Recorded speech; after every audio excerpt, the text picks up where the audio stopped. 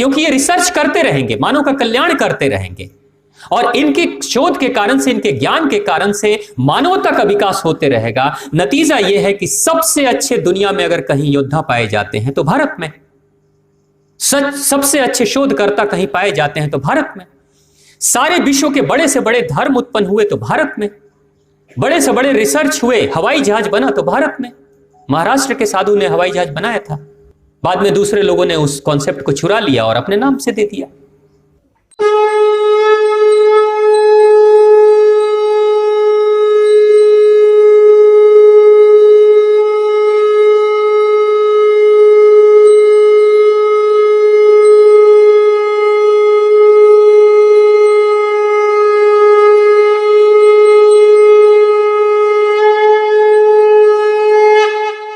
ओम श्री कालिके शुभदेवी सूर्यकूट निवासने रक्षमार्त महामाय विश्वरूपे नमस्तुते। हमारे देश पे बहुत बड़ा खतरा मंडरा रहा है, और ये देश पे खतरा इतना खतरनाक मंडरा रहा है कि सिर्फ देश बर्बाद नहीं होगा, ये सनातन परंपरा भी हमारी खत्म हो सकती है। विश्व की एक संस्था है यूनेस्को, नाम सुना होगा आपने। यूनेस्को का एक सर्वे हुआ और यूनेस्को ने कहा है अपने डॉक्यूमेंट में कि पूरे विश्व में लगभग 40 सभ्यताएं थीं। पूरे विश्व में लगभग 40 सभ्यताएं थीं, लेकिन आज विश्व की सारी सभ्यताएं खत्म हो गई है, सिर्फ एक ही सभ्यता बची हुई है और वो हिंदू सभ्यता है, सनातन सभ्यता है, भारत की संस्कृति है। बस यही एक सभ्यता बची हुई है, बाकी सारी सभ्यताएं, बेबीलोन, मेसोपोटामिया, सारी सभ्यताएं खत्म हो गई। उन सब के पीछे जो कारण था, उनके नाश होने के पीछे, खत्म होने के पीछे कारण एक था, उन्होंने अपने जड़ों को छोड़ दिया, अपने प्राचीन जड़ों को छोड़ दिया जो उनके गुरुओं ने बताया, और नए तरह के भ्रम में आकर उन्होंने आधुनिकता के नाम पर अपने सभ्यता से अपने आप को दूर कर दिया। आज मैं सौभाग्यशाली अपने आप को महसूस करता हूं कि हमारे पूर्वजों ने हमारे लोगों को कोशिश करते रहे कि वो सभ्यता ना छोड़ सके, लेकिन अभी इस समय पढ़ाई और शिक्षा के नाम पर इस सभ्यता को तोड़ने की कोशिश की जा रही है, लेकिन संघ इसे जोड़ने की कोशिश कर रहा है, उसके मर्म को समझाने की कोशिश कर रहा है, उसके वैज्ञानिक कारण को समझाने की कोशिश कर रहा है।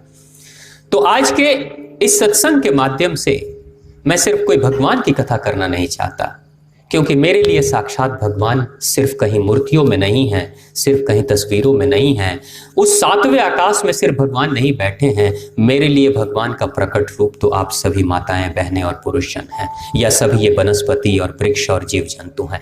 भगवान कहीं प्रकट रूप अगर इस दुनिया में कहीं है तो आपकी जहां जहां नजर जाती है वो सब भगवान ही भगवान है। भगवान के सिवा कोई और दूसरी सत्ता नहीं है, आप ही मेरे भगवान हैं। इसलिए ये कथा आप ही की है और हम सभी के जीवन की है। आपके साथ अंधविश्वास के नाम पे जिन तरह की भ्रांतियों को लाया जा रहा है, उस भ्रांतियों से अपने आप को दूर निकालें और वैज्ञानिक रहस्य को और उस मर्म को समझने की कोशिश करें। कुछ दिन पहले की बात है, एक बहुत बड़े विद्वान मुझे मिले थे, लगभग 10 दिन पहले की बात है। गवर्नमेंट स्कूल के रिटायर्ड प्रिंसिपल, पढ़े लिखे, कोई साधारण इंसान नहीं, और विज्ञान के छात्र, विज्ञान ही पढ़ाया और विज्ञान को समझा। उनका एक प्रश्न था कि लाखों करोड़ों रुपए भारत के लोग अंधविश्वास में गंवा देते हैं, भारत की तरक्की कैसे हो सकती है, भारत का विकास कैसे हो सकता है, भारत पिछड़ा ही रहेगा हमेशा। मैंने पूछा कि कौन सा अंधविश्वास हो रहा है। उन्होंने कहा कि माटी के चूहे के सामने लड्डू रख दिया जाता है, माटी की मूर्तियों के सामने हम जाकर फूल चढ़ाते हैं, लाल रंग की चुन्नी उड़ाते हैं, पूजा करते हैं सुबह से शाम तक, और अंत में उस लाखों रुपए की मूर्तियां जो पूरे भारतवर्ष में लगाई जाती हैं, उसको ले जाकर कहीं गड्ढे में डाल देते हैं, विसर्जन कर देते हैं। लाखों करोड़ों रुपए बर्बाद हो रहे हैं। तो क्या अगर इन पैसों को हम कहीं और खर्च करते तो शायद हमारी ज्यादा तरक्की हो जाती। बात सुनने से तो बिल्कुल तार्किक है, क्योंकि ये हो रहा है, क्योंकि माटी की मूर्तियां तो हमारी है, पत्थर की मूर्तियां तो हमारी है। मैंने कहा उनसे कि आप किस विचारधारा को मानते हो? तो कहते हैं मैं तो बस बुद्ध की परंपरा को मानता हूं। मैंने कहा बुद्ध मेरे आदर्श हैं। इस भारत के आकाश में बुद्ध जैसा सितारा न कभी जगमगाया था, न कभी जगमगाएगा। जो ध्यान के माध्यम से बुद्ध ने जो सिखाया इस धरती को, इतना बड़ा योगदान कोई और नहीं दे सकता। बुद्ध ने वो दिया। लेकिन आपको माता रानी की मूर्तियों पे अंधविश्वास तो दिख रहा है। मैंने पूछा कि नगर के मंदिरों में जहां भगवान बुद्ध की मूर्तियां लगी हैं, क्या वो जीवित मूर्तियां बैठी हुई हैं वहां पे? इस दुनिया में जितने भी धर्म पंथ संप्रदाय हैं, लगभग 600 के आसपास धर्म पंथ और संप्रदाय पूरे दुनिया में है, इस धरती पर आज की तारीख में। सभी किसी न किसी रूप में मूर्तियां बनाते हैं। क्रिश्चियनों की भी मूर्तियां जीसस क्राइस्ट की है, जैन भी बनाते हैं, यहूदी पारसियों के भी अलग अलग तरह के आकृतियां हैं उनके, मुसलमानों के मजार हैं, वो भी निर्माण है कंक्रीट का, पत्थर का, सीमेंट का। मैंने कहा कि आपने निर्जीव मूर्तियां तो देख ली, लेकिन उस मूर्तियों के पीछे के विज्ञान को नहीं समझा कि उसके पीछे का विज्ञान क्या है। तो कहते हैं इसके पीछे कोई विज्ञान ही नहीं है। मैंने कहा यूनेस्को के सर्वे को ध्यान से समझ लो आप। अगली बार से भारत की इस महान परंपरा को समझने में शायद आपको ज्यादा आसानी हो जाएगी और आपको शर्मिंदगी महसूस नहीं होगी अपनी परंपरा से, अपनी सभ्यता से। क्यों मूर्ति पूजा की गई? जितनी भी सभ्यताएं थी विश्व की, सारी सभ्यताएं नदियों के किनारे बसती थीं। सारी सभ्यताएं, जल ही जीवन है। बस्तियां वहां नहीं हो सकती जहां जल का कोई स्रोत ना हो। यानी बस्तियां वहीं बसती थी जहां जल का स्रोत हो, कोई नदी बह रही हो, उसी के किनारे नगर बसा करते थे। चाहे आप मोहनजोदड़ो की बात कर लें, चाहे बेबीलोन की बात कर लें, या चाहे गंगा के किनारे की बस्तियों की बात कर लें, या जितने भी गोदावरी और दूसरे नदी, यमुना नदी, इन सारी नदियों के पीछे हमेशा नदियों के किनारे ही बस्तियां बसा करती थी। नदियों के किनारे बस्तियों में जो लोग रहते थे वो खेती भी किया करते थे।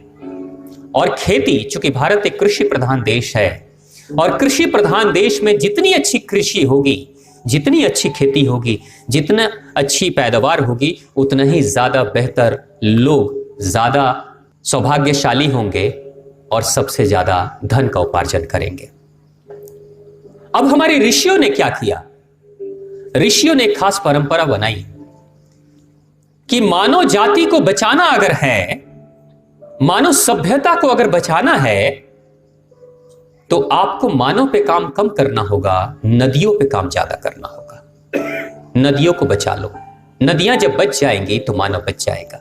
अब ऋषियों ने कहा कि नदियों को कैसे बचाएं, यानी जब तक नदी में जल है और शुद्ध जल है, तब तक जिंदगी आसपास में बसती रहेगी और सभ्यताएं चलती रहेगी।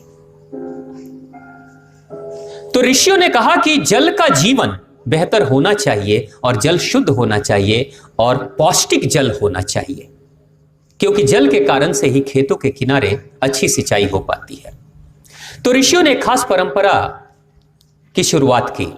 ऋषियों ने कहा कि हमारे भारतवर्ष में हम सबसे ज्यादा पर्व मनाते हैं।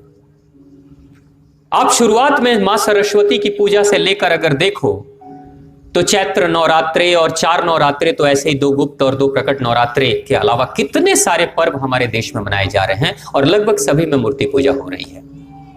तो ऋषि कहते हैं कि जब लोग, समाज के लोग मूर्ति की पूजा करेंगे, तो आप कभी ध्यान से देखना कि मूर्तियां कभी भी साधारण मिट्टी की नहीं बनती। इस मिट्टी से मूर्ति नहीं बनाई जा सकती। जब भी मूर्ति बनती है तो चिकनी मिट्टी, बहुत अच्छी क्वालिटी की मिट्टी से मूर्तियां बनाई जाती है, बहुत फाइन क्वालिटी की मिट्टी से मूर्ति बनाई जाती है। आज की तारीख में भी अगर आप किसी शिल्पकार मूर्तिकार से बात करेंगे तो वो भी यही कहेंगे। ऋषि कहते हैं कि मूर्ति बनाओ और मूर्ति की पूजा करो। अब मूर्ति की पूजा कैसे होगी? मूर्ति की जब पूजा होगी, जैसे मां भगवती की पूजा, अभी दुर्गा पूजा हुई है, उसमें क्या होगा?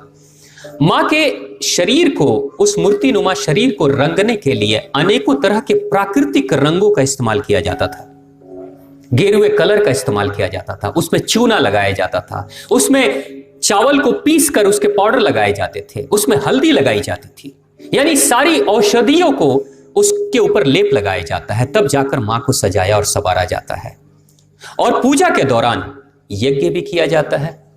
यज्ञ के दौरान बहुत सारी औषधियां अग्नि को समर्पित की जाती है, अग्नि में होम की जाती है, और अग्नि में जब उन सामग्रियों को जलाया जाता है, हवन किया जाता है, तो उसके कारण से वातावरण शुद्ध होता है। सबसे ज्यादा वाइटल एनर्जी उस क्षेत्र में बढ़ जाती है जहां हवन होता है। और ये अब अमेरिका का एक शोध संस्था भी इस चीज को मान रहा है कि जिस जगह पर हवन होता है वहां के 8 किलोमीटर के दायरे में वहां का पूरा वातावरण शुद्ध हो जाता है। ये अमेरिका का शोध अब कह रहा है, जबकि ऋषियों ने तो बहुत पहले कह दिया। तो वहां पूरे 9 दिन हवन करेंगे, पूजा पाठ करेंगे, और फिर अंतिम समय में क्या कहते हैं, जो भी हमारे पुजारी हैं वो क्या कहेंगे कि इस हवन के कारण से जो राख उत्पन्न हुई है, उस राख को किसी जल स्रोत में डाल दो। तो आज के पढ़े लिखे लोग कहेंगे ये तो प्रदूषण है। मिट्टी, उस गंदे राख को अगर आप जल में डालोगे तो जल प्रदूषित हो जाएगा। जबकि मैं एक छोटा सा प्रयोग आपको बता रहा हूं, इस प्रयोग को मैंने खुद किया है। अगर आपके घर में नियमित हवन हो रहा है, आप कर सकते हो, आप गांव में रहते हो, देशी गौ माता का उपला कंडा आप ले लो, और छोटी सी मात्रा में भी उसके ऊपर कुछ लोबान, धूप की लकड़ियां और हवन सामग्रियां मिल जाती हैं, उसको आप लेकर आओ। उसमें शुद्ध घी होनी चाहिए, उसमें गुड़ होना चाहिए, और इन सामग्रियों को जलाकर उसके धुएं को पूरे घर में आप घुमा दो, घर के चारों तरफ घुमा दो। अगर रोज आपने एक बार भी कर दिया, इस ब्रह्मांड की कोई नकारात्मक शक्ति नहीं जो आपके घर में प्रवेश कर जाए। कभी आपको किसी जादू टोना के चक्कर में पड़ना नहीं पड़ेगा। जो कहते हैं ना भूत पिचास, ये कभी फटकेंगे भी नहीं जहां पे हवन कर दिया जाता है। इतना शुद्ध वातावरण हो जाता है वहां, इतनी वाइटल एनर्जी बढ़ जाती है। मैंने कई ऐसे बच्चों पे प्रयोग किए हैं, जो बच्चे रात में अचानक से चिल्लाने लगते हैं, रोने लगते हैं, और माता पिता के मनाने पे भी नहीं समझते हैं, डरते हैं। हवन जलाकर उनके बिस्तर के नीचे रख दिया गया उस धुएं को, सिर्फ थोड़ी देर के लिए हवन जलाया गया। जब धुआं धुआं निकल रहा है तो उसके बिस्तर के दिए नीचे रख दिया गया। कुछ दिनों के बाद बच्चे का रोना, डरना सब बंद हो गया। क्योंकि बच्चा जब सांस लेता है तो सांसों के माध्यम से उस हवन सामग्री के धुएं के कारण से जो प्राण की ऊर्जा आकर्षित होती है आपके घर में, वो प्राण की ऊर्जा सबसे ज्यादा बच्चा सांसों के माध्यम से लेता है। और अंदर शरीर में अगर कहीं कोई विघ्न उत्पन्न हो रहा है, कोई विसंगति हो रही है, कहीं कुछ गड़बड़ी हो रही है, कहीं लीवर, किडनी, गॉल ब्लैडर, कहीं कोई खराबी अगर हो रही है, तो वो जो शुद्ध प्राण वायु जब जाती है तो धीरे धीरे बच्चा स्वस्थ होने लगता है।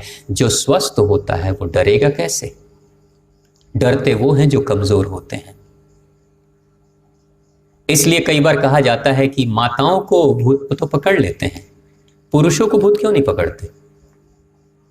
क्योंकि माताएं शरीर से कमजोर होती हैं। और अगर किसी ने समझा दिया कि उस बांस के किनारे एक भूत बैठा रहता है, तो मां तो सोचते हुए जाएगी कि भूत होगा, भूत होगा। सच में अगर भूत हो ना हो, साइकोलॉजिकली, मनोवैज्ञानिक रूप से वो भूत को लेकर आ जाएगी।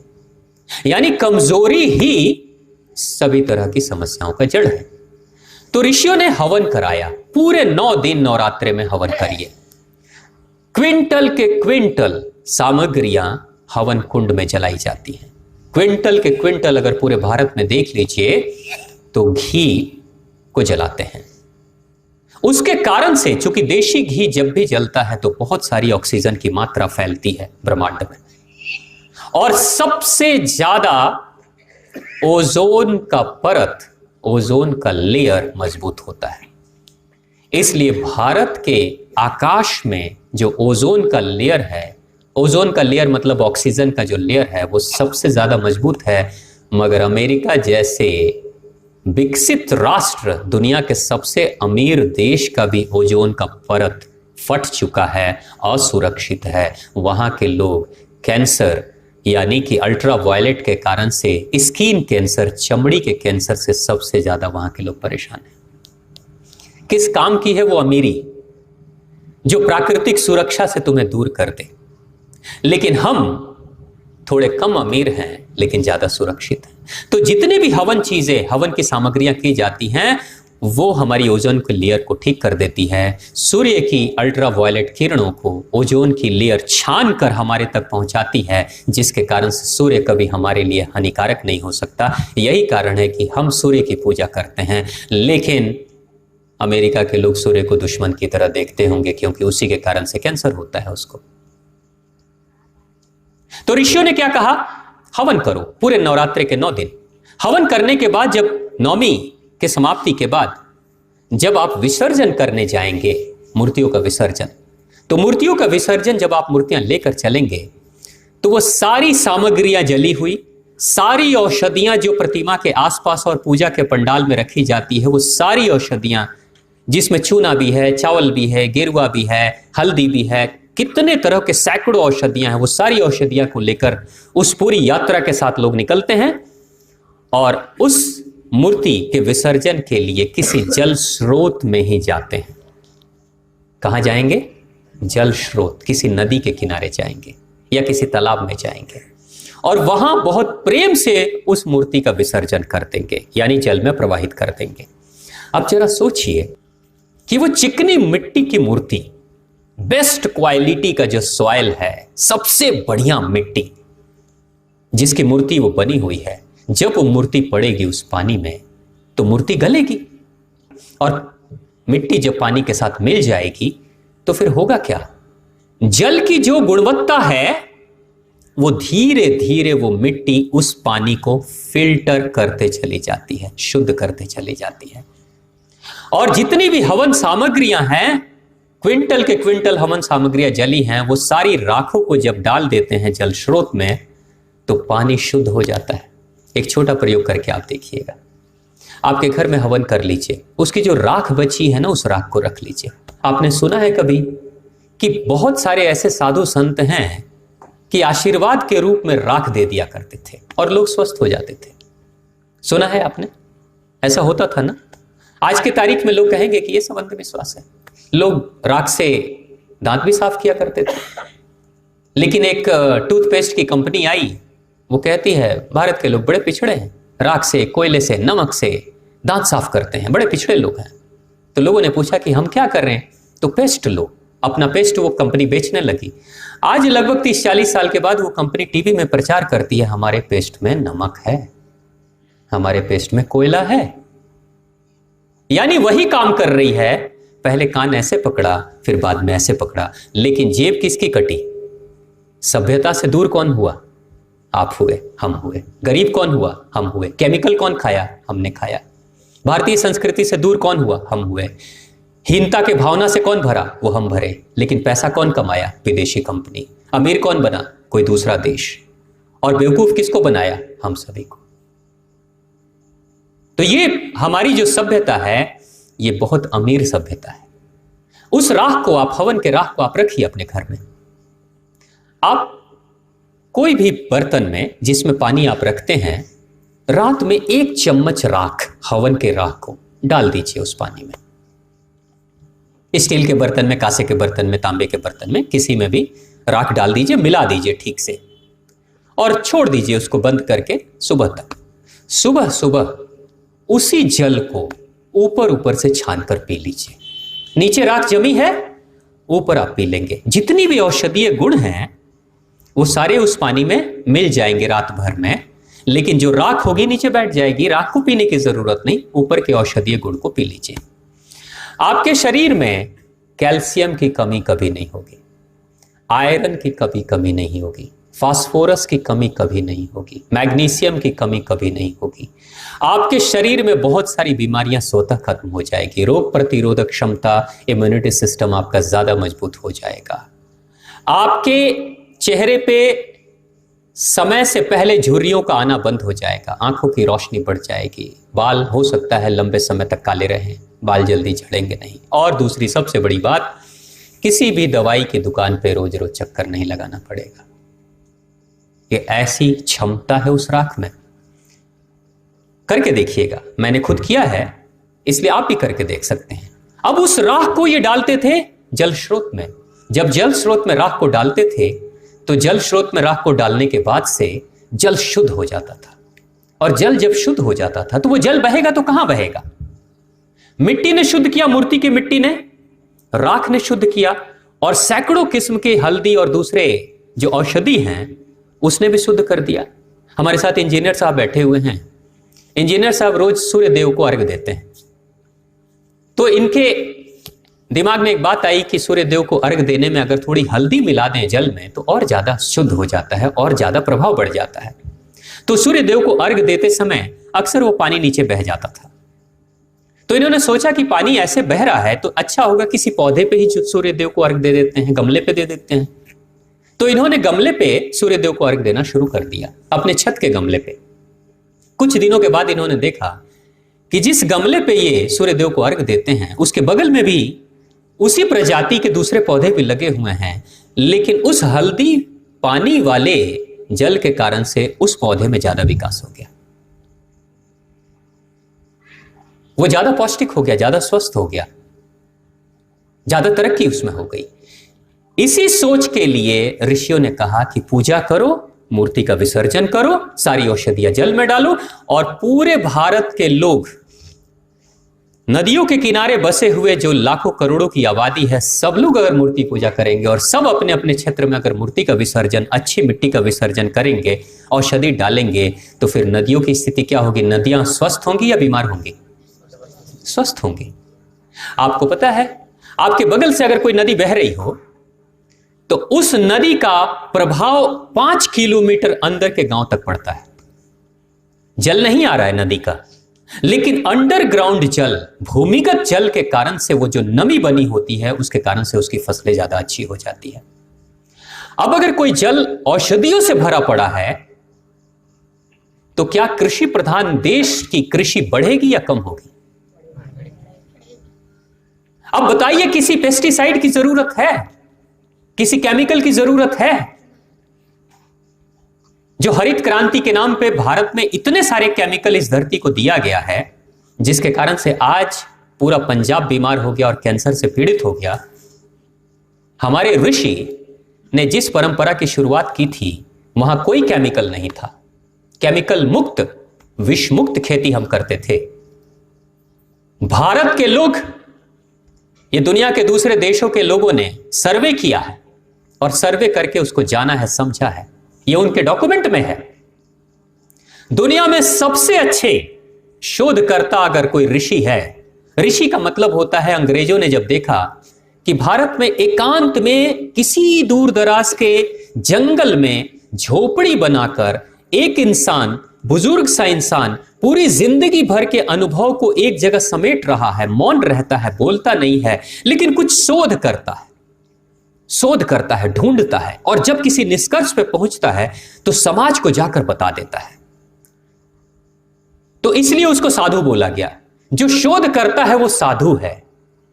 जो ऋषि है, अंग्रेजों ने ये शब्द बड़ा अच्छा लगा, ऋषि, तो उन्होंने रिसर्च वर्ड डाल दिया। रिसर्च शब्द यानी खोज करने वाला, जो इन्वेंशन करने वाला, जो रिसर्चर है वो ऋषि है।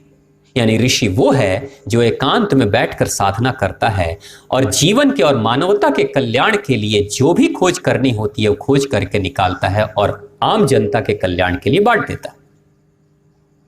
तो अंग्रेजों ने कहा कि ये ऋषि, ये रिसर्चर हैं, ये शोध करता है।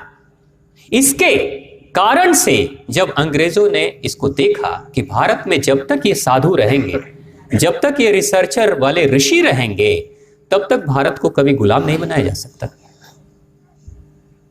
तो पहली बार मद्रास के कलेक्टर ने ये कानून बनाया कि भारत के सारे गुरुकुलों में दिया गया दान गैर कानूनी है। अगर आपने दान दिया तो आपके ऊपर मुकदमा होगा। यानी कि सारे गुरुकुल बंद कर दो, सारे ऋषियों के आश्रम को बंद कर दो, क्योंकि ये रिसर्च करते रहेंगे, मानव का कल्याण करते रहेंगे, और इनके शोध के कारण से, इनके ज्ञान के कारण से मानवता का विकास होते रहेगा। नतीजा यह है कि सबसे अच्छे दुनिया में अगर कहीं योद्धा पाए जाते हैं तो भारत में, सबसे अच्छे शोधकर्ता कहीं पाए जाते हैं तो भारत में, सारे विश्व के बड़े से बड़े धर्म उत्पन्न हुए तो भारत में, बड़े से बड़े रिसर्च हुए, हवाई जहाज बना तो भारत में। महाराष्ट्र के साधु ने हवाई जहाज बनाया था, बाद में दूसरे लोगों ने उस कॉन्सेप्ट को चुरा लिया और अपने नाम से दे दिया। सबसे ज्यादा मेहनती और आत्मविश्वास से भरे हुए अगर कोई है तो भारत में। राणा प्रताप जैसा कोई योद्धा जो 70 किलो का भाला एक हाथ से चलाता है, वो सिर्फ भारत में पाया जाता है। क्या खाता है वो? घास की रोटी खाता है। अगर खाता क्या है तो उन्होंने देखा कि राणा प्रताप और राणा प्रताप की सेना जंगलों में तो रहती है, लेकिन जंगलों में छोटी छोटी मधुमक्खियां होती थी, छोटी छोटी। आज भी वो मधुमक्खियां शायद मिलेंगी, शायद। सबसे छोटी मधुमक्खियां, एक बड़ी मधुमक्खी होती है, एक छोटी मधुमक्खी होती है। जो छोटी मधुमक्खी होती है उसकी खासियत यह है कि उसके शहद को अगर कोई खा ले तो दिन भर भोजन करने की जरूरत नहीं, थोड़ी सी मात्रा।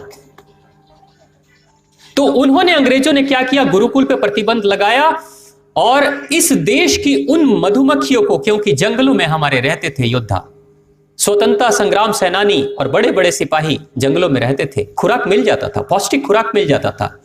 अंग्रेज अपने बड़े बड़े सैनिकों को बहुत बढ़िया भोजन कराते थे, लेकिन फिर भी वो लड़ नहीं पाते थे। तो उन्होंने क्या किया, विदेश से मधुमक्खियों को मंगाया और जंगलों में छोड़ना शुरू कर दिया, बड़ी मधुमक्खियों को। और वो बड़ी मधुमक्खियां छोटी मधुमक्खियों को जाकर मारने लगी और धीरे धीरे वो प्रजाति हमारी नष्ट होती चली गई। यानी भारत की सभ्यता को नष्ट करने के लिए, क्योंकि इतने अच्छे अच्छे योद्धा हो रहे हैं, अच्छे अच्छे वैज्ञानिक हो रहे हैं, अच्छे अच्छे विद्वान हो रहे हैं, सारा ज्ञान का भंडार यहीं भरा पड़ा है, तो भारत कभी गुलाम नहीं हो सकता। इसलिए धीरे धीरे करके उन्होंने तोड़ना शुरू कर दिया और जो चीजें बच गई उसके ऊपर अंधविश्वास का लेबल लगाना शुरू कर दिया। और आज हमारे पढ़े लिखे लोग बिना सोचे समझे मूर्ति पूजा का विरोध करने लगते हैं।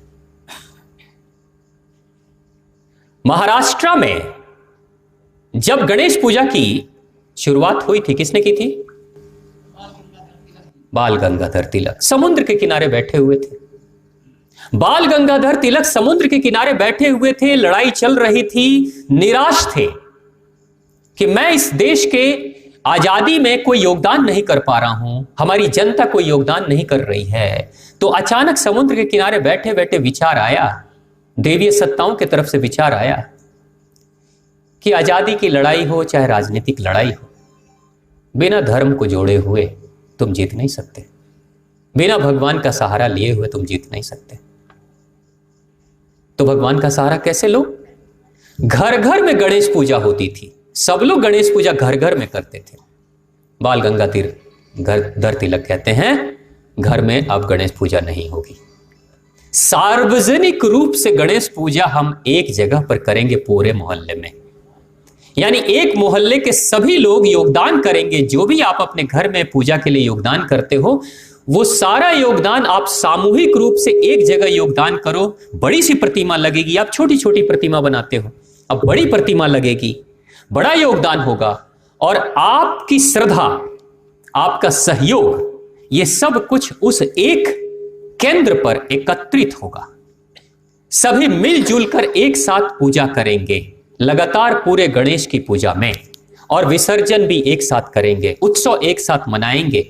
जब बाल गंगाधर तिलक ने यह शुरू किया तो उस समय के भी भारत के बहुत सारे स्वतंत्रता संग्राम सेनानी जो बहुत पढ़े लिखे थे, लंदन से पढ़ाई करके आए थे, उन्होंने कहा क्या अंधविश्वास शुरू कर दिया आपने, इससे क्या होने वाला, ये क्या कर दिया। यानी कि लड़ाई लड़ाई के काबिल आप नहीं रहे तो भगवान के शरण में चले गए। हंसे थे बाल गंगाधर तिलक के ऊपर।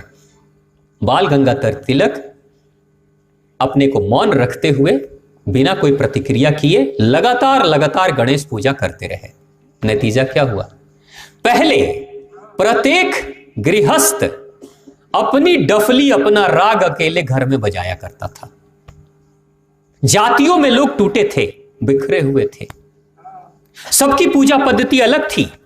कोई अपने आप को बड़ा समझता था, कोई अपने आप को छोटा समझता था। समाज बिखरा बिखरा सा था। बाल गंगाधर तिलक ने सिर्फ मूर्ति घर से निकाली और जब समाज में मूर्ति लग गई तो सबने अपने अंदर के अहंकार को, छोटे बड़े के भाव को छोड़कर सब उस मूर्ति के प्रति श्रद्धावान हो गए। और अब गणेश जी अकेले किसी एक परिवार के नहीं हैं, गणेश जी अब सबके हो गए। सामूहिक रूप से सभी लोग एकत्रित हो गए और साल में सिर्फ एक बार एकत्रित करना शुरू कर दिया बाल गंगाधर तिलक। नतीजा यह हुआ कि सालों भर लोगों में राष्ट्रीयता की भावना काम करने लगी। किया था पूजा, लेकिन हुआ क्या? महाराष्ट्र में गणेश पूजा के कारण से जो स्वतंत्रता की लड़ाई का अभियान शुरू हुआ, उसके कारण से दांत खट्टे कर दिए थे। तो गणेश की पूजा करते हुए बाल गंगाधर को देखकर कोई कहेगा अंधविश्वासी है, लेकिन देखिए उसका असर, नतीजा देखिए कि आज महाराष्ट्र एक औद्योगिक नगरी भी है, हर तरह से उसका विकास हुआ। तो ये जो हमारी परंपराएं हैं, ये कोई अंधविश्वास नहीं है। हम नहीं समझ रहे हैं, कोई दूसरा अंधविश्वास कहता है, हम भी उसमें हामी मिलाने लगते हैं। व्हाट्सएप पे कोई मैसेज आता है, हम उसको फॉरवर्ड करना शुरू कर देते हैं, बिना सोचे समझे कि हमारे देवी देवताओं के ऊपर हंसी उड़ाई जा रही है, हमारे समाज का मजाक बन रहा है, हमारी भारतीय संस्कृति पे लोग हंस रहे हैं। बंद करिए ये सब। अगर कोई बात नहीं समझ में आए, उसके पीछे का वैज्ञानिक कारण और कोई तर्क समझ में नहीं आए, तो बस ये सोचकर स्वीकार कर लीजिए कि मेरे पूर्वजों ने कहा तो अच्छा ही कहा होगा। उस पर दिमाग मत लगाइए। ये जो दिमाग की खुजली होती है ना, इंसान को बर्बाद कर देती है। धर्म दिमाग का विषय नहीं है, धर्म हृदय का विषय है। मीरा साकार को पूजती है, मीरा मूर्ति को पूजती है, लेकिन कोई निराकार वाला कह सकता है कि साकार मूर्ति में क्या रखा है। लेकिन मीरा को जिन लोगों ने हंसा उसके ऊपर, आज उनमें से किसी का भी नाम नहीं आता, लेकिन मीरा सदियों सदियों तक अमर रहेगी जब तक श्री कृष्ण का नाम रहेगा। आप साकार की पूजा करो, आप निराकार की पूजा करो, आप पेड़ों की पूजा करो, आप जानवरों की पूजा करो, आप मिट्टी की पूजा कर लो, आप कुछ भी कर लो, सभी पूजा में आपका हृदय चक्र जगता है, आपका हार्ट चक्र जगता है, आपके दिल की स्थिति बेहतर होती है, आप ज्यादा स्वस्थ हो जाते हो, आप बीपी की समस्या से मुक्त हो जाते हो। जितना ही ज्यादा प्रेम करोगे ना, पूजा के माध्यम से, व्रत के माध्यम से, उपवास के माध्यम से, उतना ही ज्यादा आप स्वस्थ हो जाओगे। इसलिए आज धर्म में जो दिमाग जा रहा है, दिमाग लगाकर हम धर्म को तोड़ने की कोशिश कर रहे हैं, उससे अपने आप को दूर करने की कोशिश करिए। तो प्रेम से बोलिए माँ आद्य शक्ति भवानी की, माँ जगदम्बा, माँ परम्बा की जय।